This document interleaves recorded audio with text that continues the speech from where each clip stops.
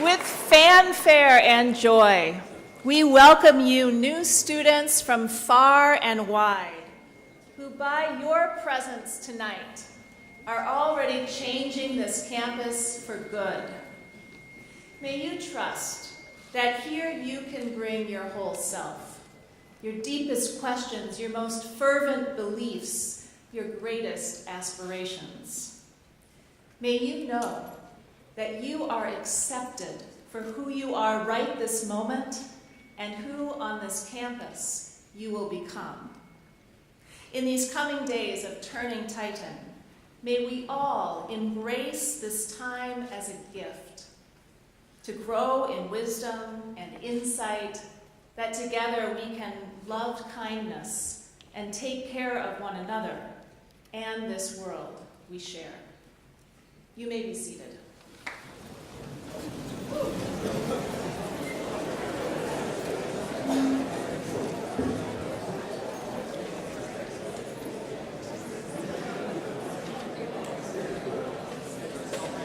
Thank you, Elise, and thank you, Colin and Susan, for the wonderful music.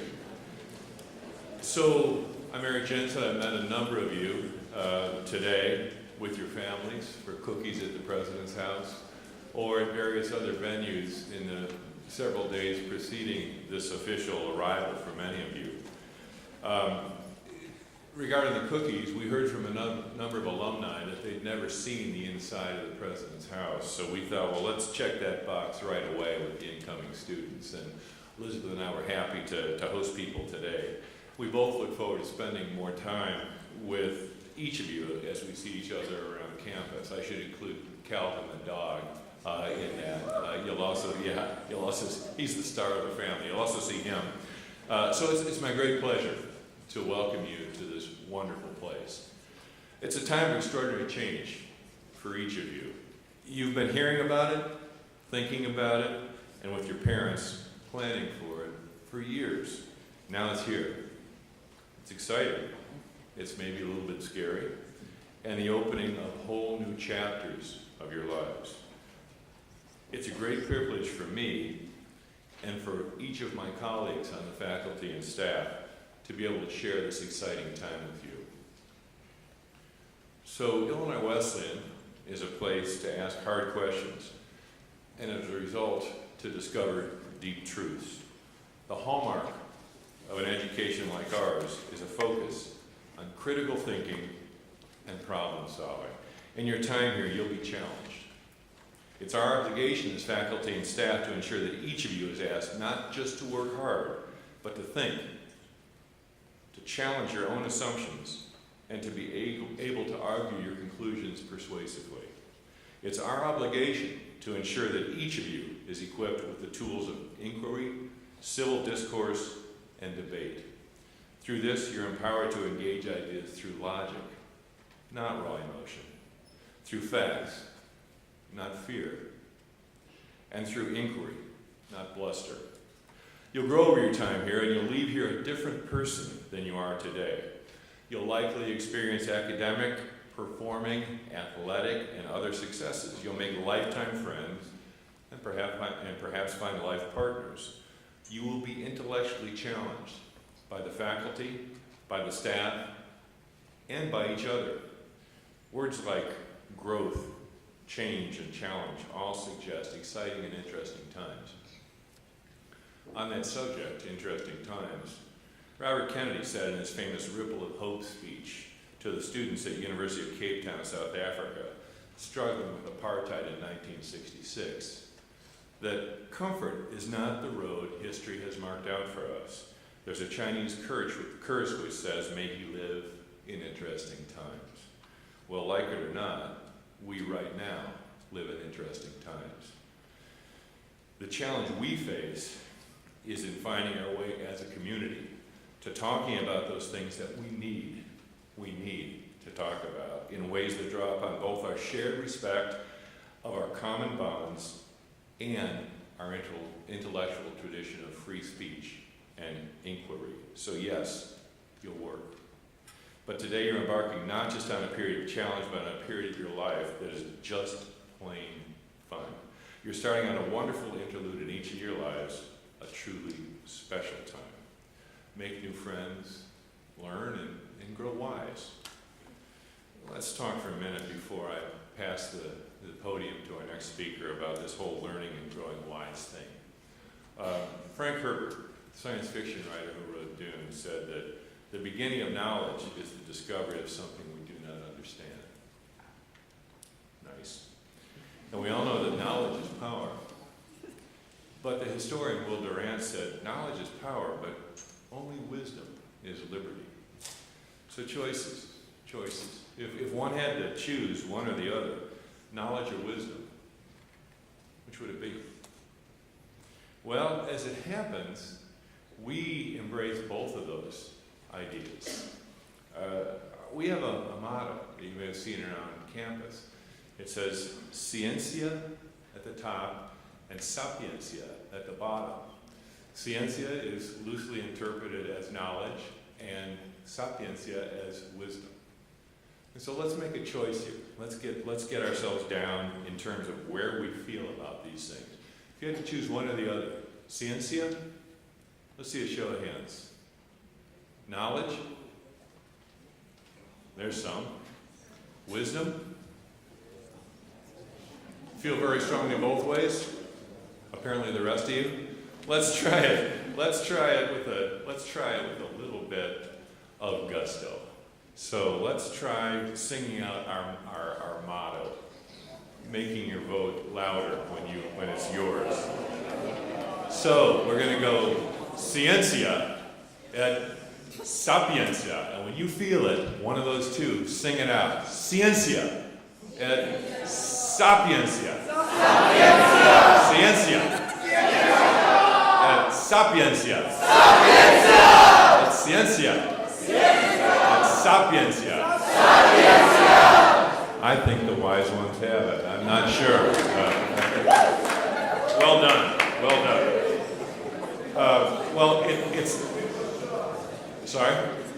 It's now my great pleasure to introduce the president of the Student Senate, Bob Ladd, class of 19. Bob?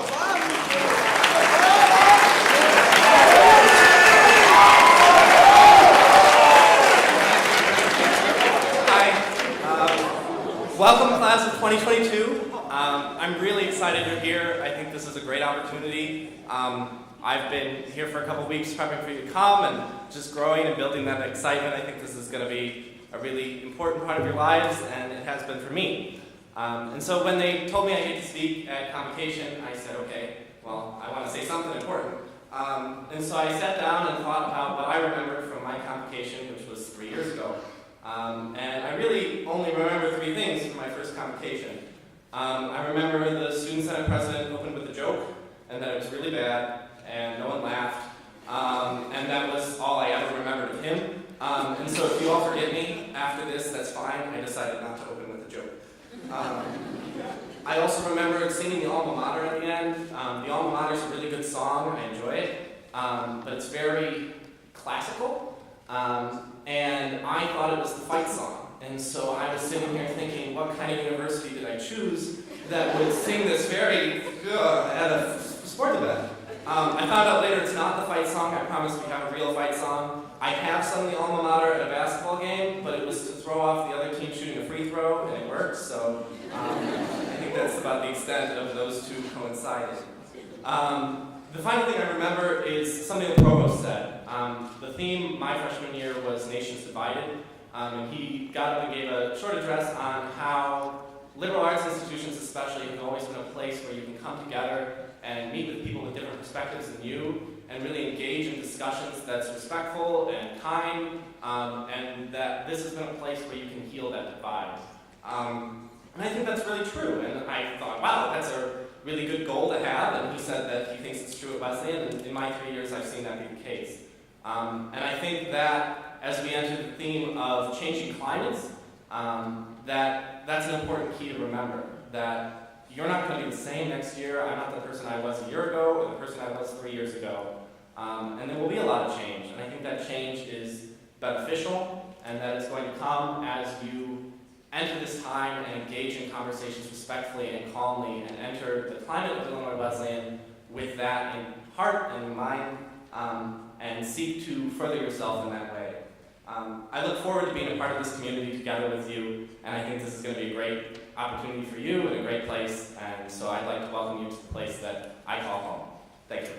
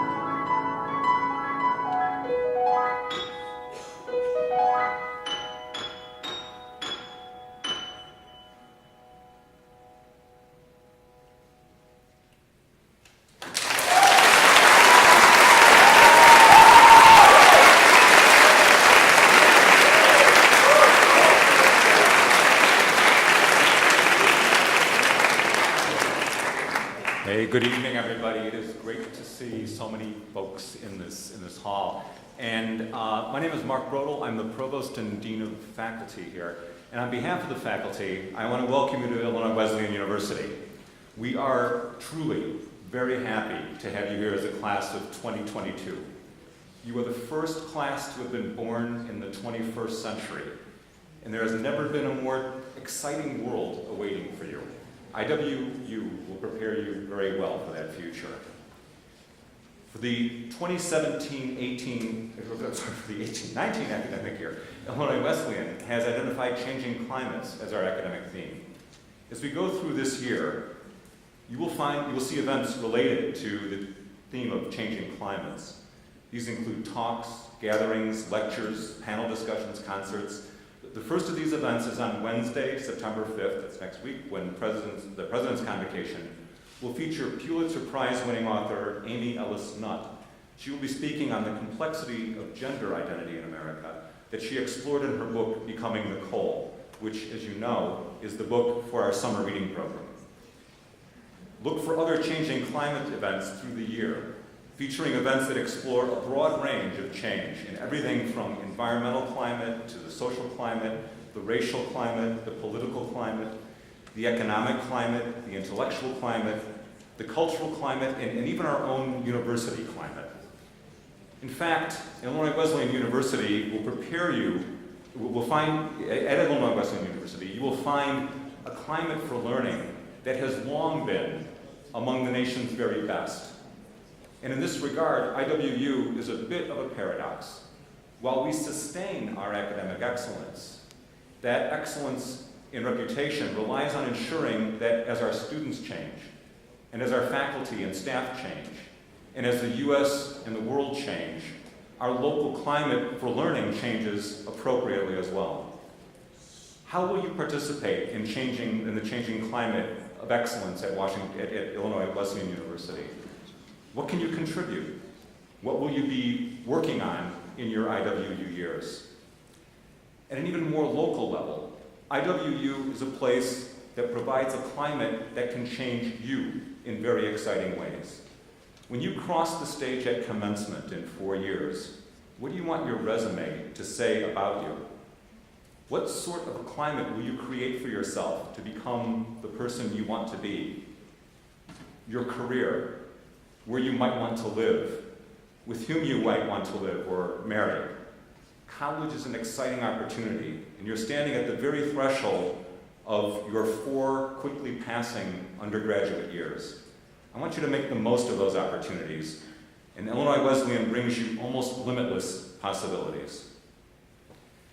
Now, as part of the summer reading event, Illinois Wesleyan supports a summer reading essay contest. It is my honor to let you know who has written these essays that have been recognized for their excellence. So the first prize in the IWU Summer Reading Essay Contest is awarded to Jared Schneider for his essay, The Power of Transformation. Please join me in recognizing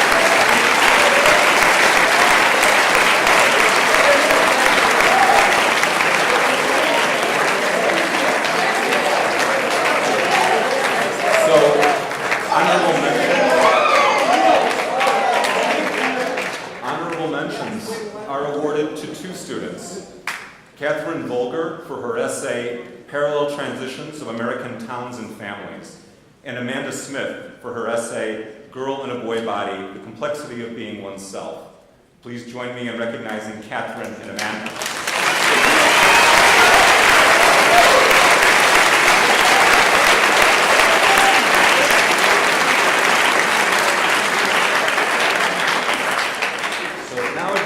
My distinct pleasure to be able to introduce to you tonight's speaker. Dr. Carmela Ferradáns is the 2018 recipient of the Kemp Award for Teaching Excellence. And as such, she has the honor of giving the convocation address for the new Students' Convocation. Dr. Ferradáns earned her bachelor's degree at the University of Santiago de Compostela, her master's degree at the University of Nevada, Las Vegas, and her PhD at the University of California, Irvine, where she studied under Jacques Derrida. She came to Bloomington to teach at IWU in 1992 and quickly rose through the ranks and is now professor and chair of Hispanic Studies. At IWU, she teaches at all levels of Spanish language classes and also in classes on literature and the cultural history of Spain, and in addition, classes involving intensive writing. She has been a major proponent of multimodal learning pedagogies, especially those involving writing and speaking across the curriculum. Her scholarly work focuses on both the poetry of Anna Rossetti as well as composing poetry of her own. She has authored and edited several books and as well has a string of scholarly publications and creative publications. She has a keen and particular interest in investigating how high art and low art, in their different forms, talk to one another. Her talk tonight is entitled, Finding Your New Home in the Liberal Arts. Please join me in welcoming Dr. Carmela Ferradáns.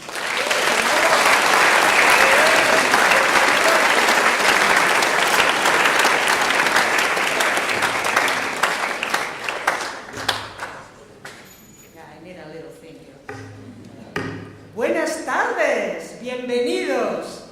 Welcome to Illinois Wesleyan community.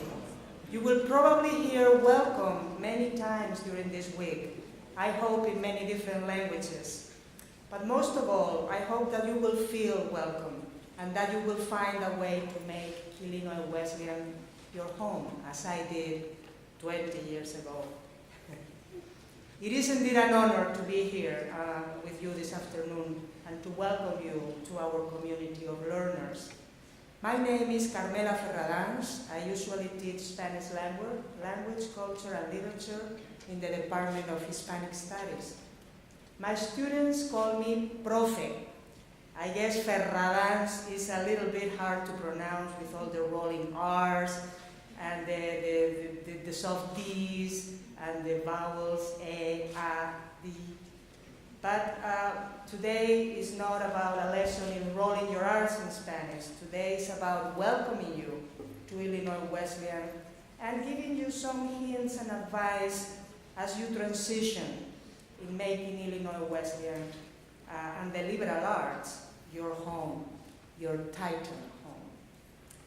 Tonight, I'm going to tell you a story, a bedtime story, if you will, drawn from my own experience as a lifelong learner, a true lover of all things beautiful, and an agent of change. Please bear with me here. The story has a point. All stories begin with setting a time and place and introducing the characters.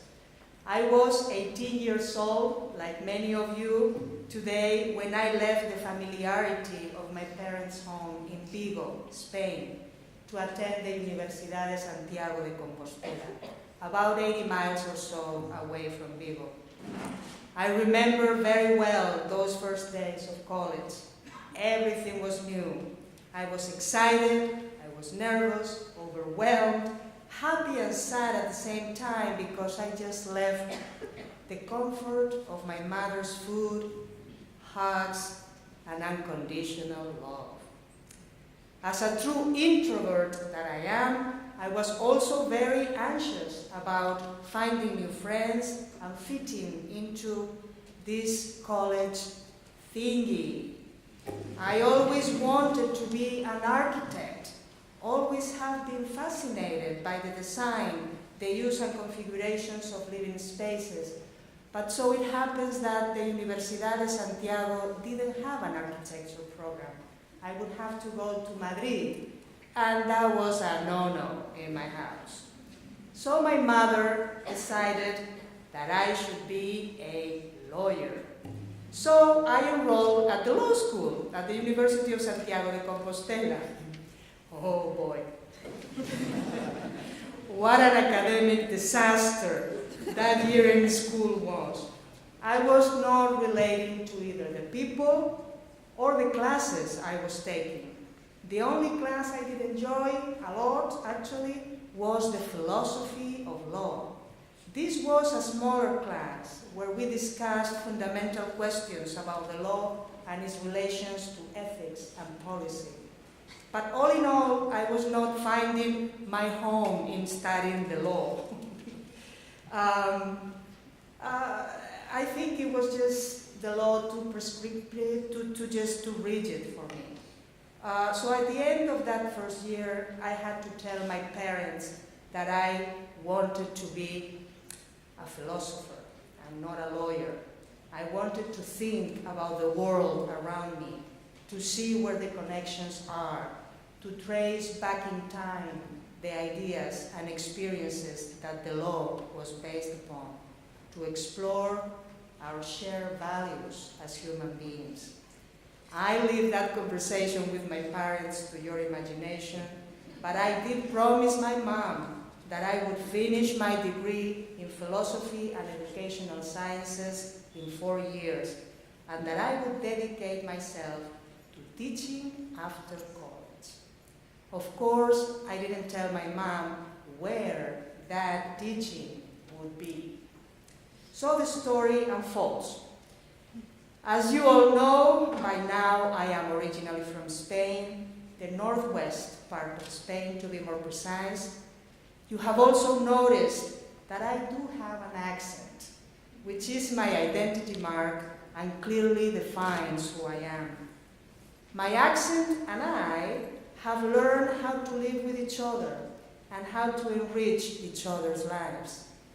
This is the typical conversation when I met somebody new for the first time. Oh, you have a lovely accent. Where are you from? Me. I'm from the north part of Spain, from Vigo, an industrial city by the Atlantic Ocean, 10 minutes from the Portuguese border. The other person. What brought you to Bloomington Normal? Me. My job at Illinois Wesleyan. So how did I end up here? Totally by chance, really. We can blame my sister and the handsome Mexican-American man she met in 1968 when attending college in Santiago. Long story short, they ended up in Las Vegas, Nevada. I went for a visit and I fell in love with the American university system. I knew I wanted to I wanted to teach in college.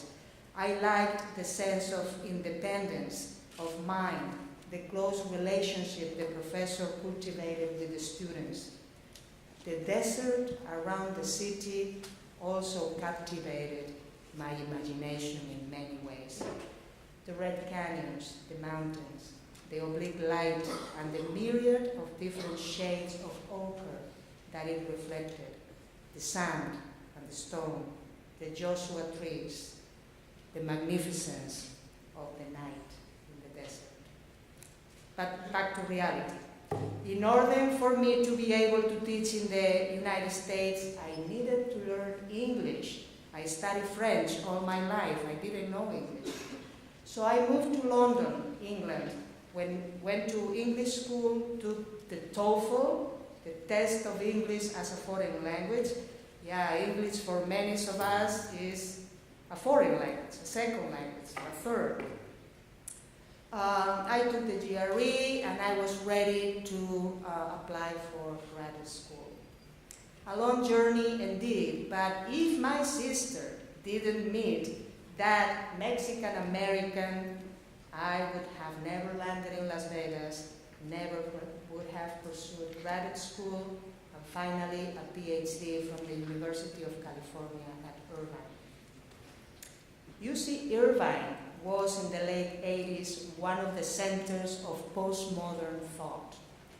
Postmodernity, among many other things, was proclaiming the end of all fixed dichotomies, such as the male-female, as we learn in Becoming Nicole, our summer reading. That male-female binary concept doesn't even begin to describe all the gender identities that live in between and around it. Postmodernity was also the end of the absolute and objective truth in critical theory, and I was very comfortable with that. As a PhD candidate, I became particularly interested in the connections between what the critics call high art, the museum art, and low art, street art, graffiti, movies, music. How they could cannibalize each other, producing new and fluid forms of expression. It is here, in between disciplines, in between cultures, in between languages, that I found my home. my intellectual home. That comfortable, familiar space where I could combine all my interests, critical thinking, the love of all things beautiful, agent of change, and architecture. A sandbox to explore, to try new things, a place that would nourish my soul like my mother's empanadas would nourish my body when I was young. A secure place where I could go back over and over. I have been thinking about what it means, this word home, as it relates to place and cultural identity. What would home mean for the Sahrawi people living in the refugee camps of Algiers in the North Africa, waiting to go back home to the Sahara Desert? What would it mean to Nicole Maines, to the transgender people looking to fit in? What does it mean for you? For me, it means the space, that space in between Bloomington and Beagle, the Atlantic Ocean and the desert around Las Vegas, the surreal landscapes of Urbano Lugris and the vernacular buildings of Frank Lloyd Wright. Sure, it is a physical space, but it is also an intellectual place.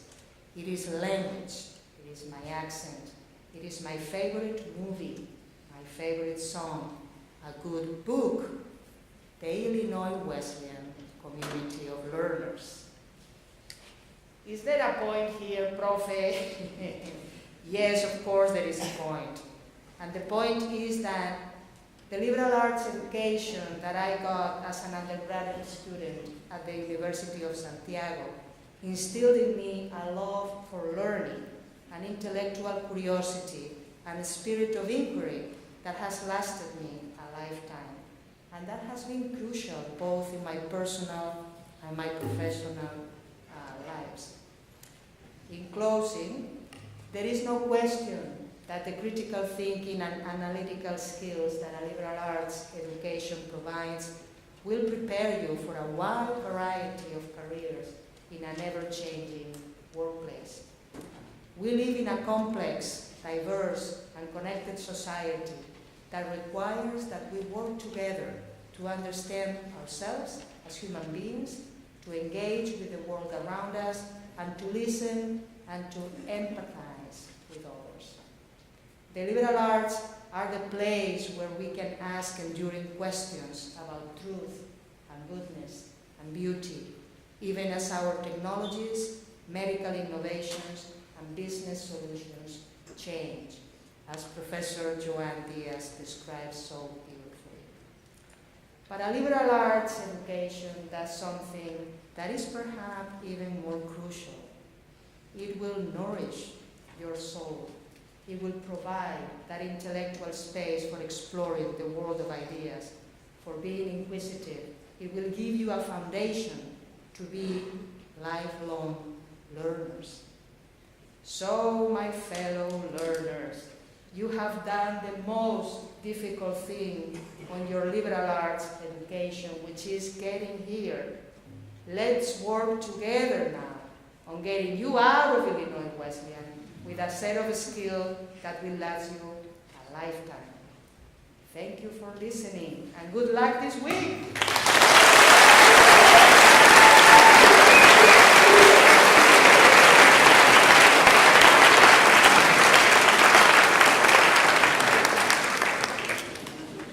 Thank you, Dr. Ferradáns. We are so grateful that you've chosen to make Illinois Wesleyan home. Thank you. Let's give it up for Dr. Ferradáns.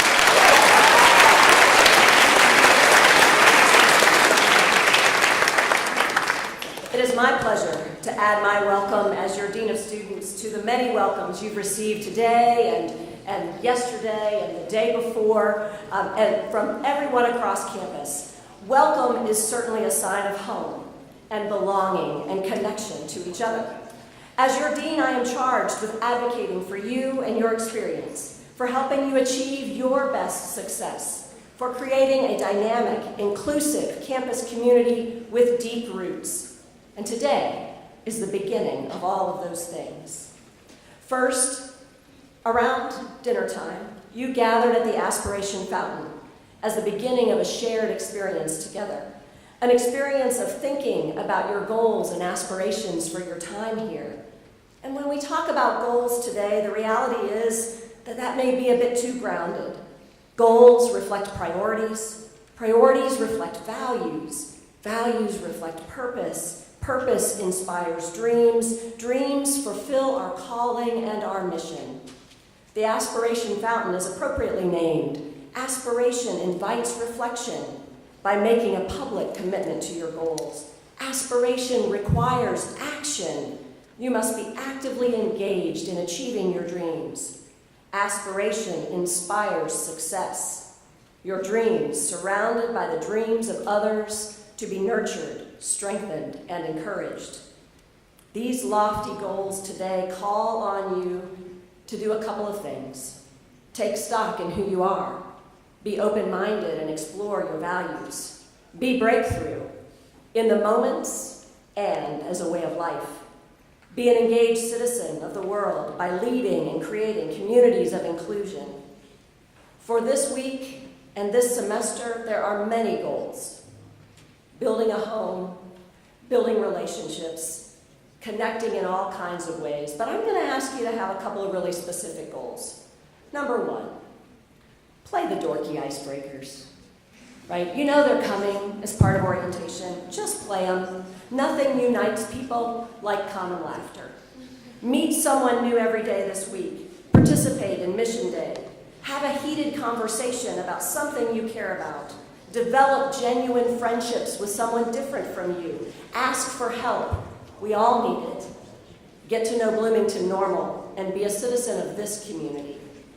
In that spirit of getting to know one another, I'd like to tell you a little bit about yourselves, if I may be so bold. Of the 545-ish new classmates that we learned about, things that we learned about you in the admissions process, please feel free to shout out when one of these things applies to you. You come from 38 different states. You all, many of you would shout to that. California, Louisiana, Colorado, Minnesota, Wisconsin, Georgia, Illinois. You come from more than 13 different countries. China, Pakistan, India, Nepal, Japan, and Saudi Arabia, just to name a few. You are interested in 39 different academic programs, and I will list them all now. No, I'm kidding.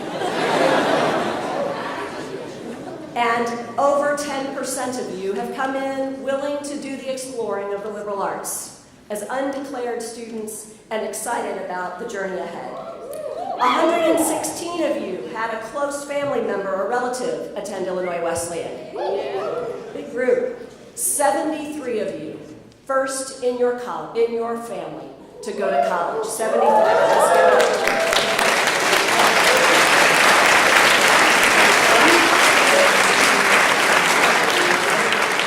You are one of the most diverse classes ever to enroll at Illinois Wesleyan. 176 students self-identifying as Milano or international students, over 33% of the entire class.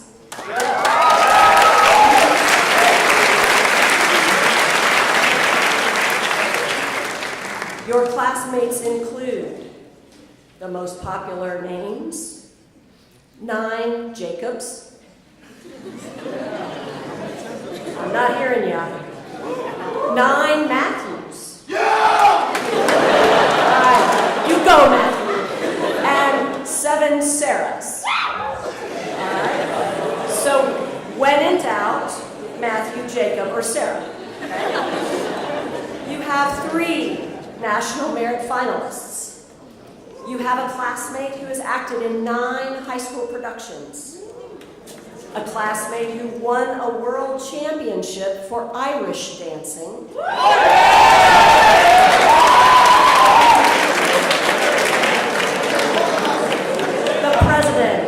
The president of a group that teaches kids how to be respectful towards the LGBTQ plus community in their high school. A classmate who led peers in building 4 houses for folks in need.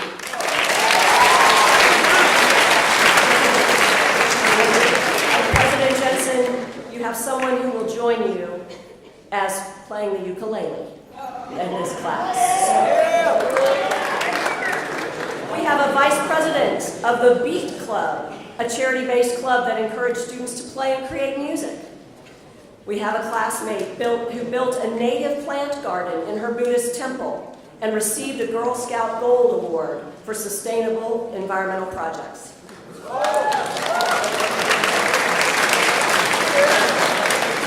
A classmate who played the trumpet at Carney-Hall. An expert on key lime pie. A synchronized ice skater. Someone who started a business buying and reselling shoes in the 8th grade. A classmate who holds a patent on a tool used to cut vegetables. And finally, a classmate for whom Steve Irwin was his childhood hero and role model.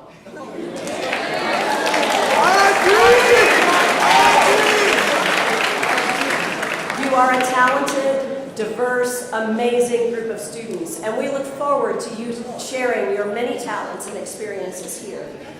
Today marks the beginning of your college career with some important symbolism. You connected at Aspiration Fountain to declare your goals and dreams for the future.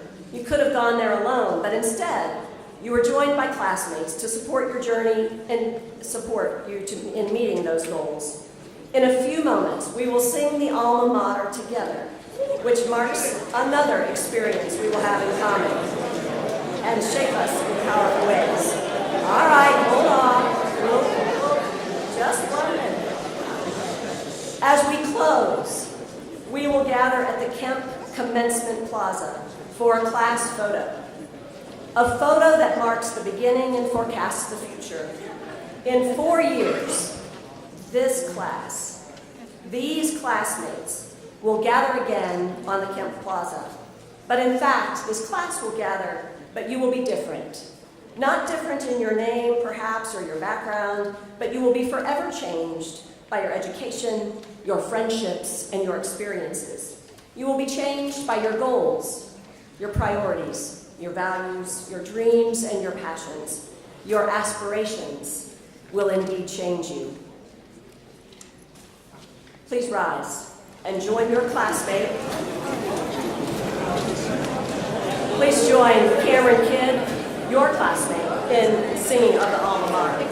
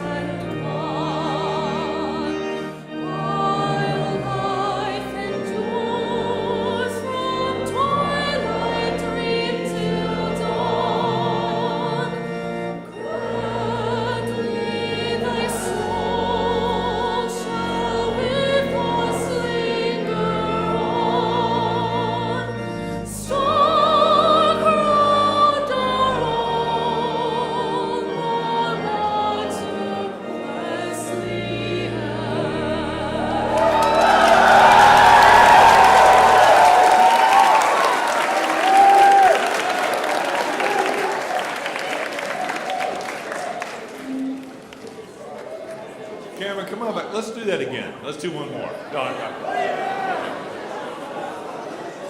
Cameron, thank you so much. That was beautiful. I saw some of the people in the front row singing and some not. We'll work on that as we move forward.